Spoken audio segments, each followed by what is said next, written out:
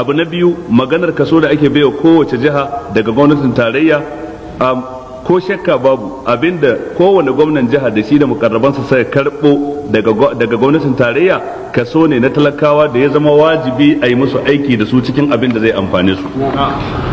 Ba lallai bane a cikin harkar mulki mai mulki sai ya faɗi kowane kobo yaya ya shigo yaya ya fitar, dai idan an yi haka babu sirri a cikin harkar gwamnati.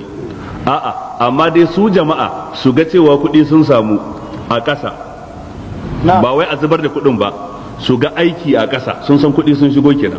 Amma su ji labarin kuɗi sun shigo ko su karanta a jarida, ba su gani ba a cikin ruwan shan su, ba su gani ba a ɗakunan shan maganin su, ba su gani ba a asibitocin su, ba su gani ba a cikin harkar tsaro. Gaba ɗaya makarantun firamare suna lalace, sakandare haka suna lalace. To babu yanda za a yi ya kasance talaka ya gamsu cewa shugaban nan na masa adalci. Ina fata an fahimta.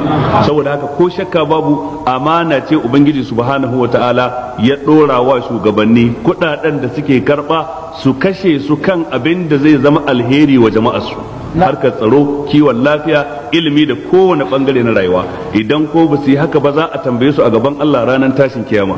Manzo Allah ce kullukum ra'in wa kullukum mas'ulun an ra'iyatihi. Kowane ɗayan ku dan kiwo ne, kowanne za a tambaye shi abin da aka bashi kiwo.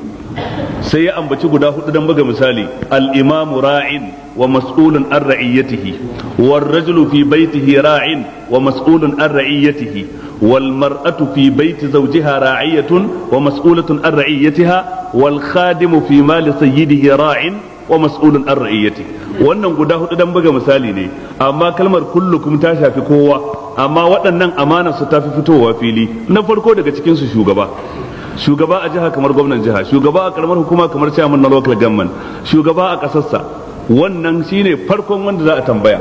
Idan jihar Borno na da adadin mutane miliyan 3, wato shugaba za a tambaye shi wanda ya zama gwamna a jihar Borno ya gudanar da mulkin su. Idan Najeriya na da mutum miliyan 120, wato shugaban kasa za a tambaye shi ya gudanar da mulkin su a ranar tashi kiyama, kuma dole ya yi bayani. Kullukum ra'in wa kullukum mas'ulun an ra'iyatihi. Dole mutum ya bada ansa, ba mai bashi kariya, ba lauya mai zaman kansa, ba lauyan gwamnatin tarayya, ba lauyan gwamnatin jiha, kowa ta kansa yake. Manzanni ma za a tambaye su ballantana gaba garin mutane. Falanas'alanna allazina ursila ilaihim wa lanas'alanna al-mursalin falanaqussanna alaihim bi'ilmin wa ma kunna ghaibin wal waznu yawma idhin al-haqq. فمن ثقلت موازينه فأولئك هم المفلحون ومن خفت موازينه فأولئك الذين خسروا أنفسهم بما كانوا بآياتنا يظلمون. kowa sai an tambaye shi, manzo da wanda aka tura wa manzo din, me kace, me suka ce maka, wace ansa suka baka. Ballantana shugabanni kowa sai an tambaye shi. Sannan magidanci a gidansa, mai mace 1 da 'ya'ya, mai mace 2 da 'ya'ya, 3 har zuwa 4, sai an tambaye shi ya gudanar da gidansa, cinsa da shansa da suturarsu da zaman lafiyarsu da kula da ilimin su, ilimin addini, ilimin rayuwa, waye wasu, sanin ya kamata din su, tarbiyyar su, sai an tambaye kowane magidanci. Gwargwadon adadin yawan iyalinka gwargwadon yadda tambayar za ta yawaita a gaban Allah ranar tashin kiyama.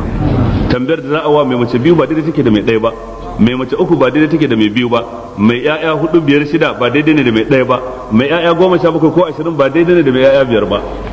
Kowa sai an tambaye shi.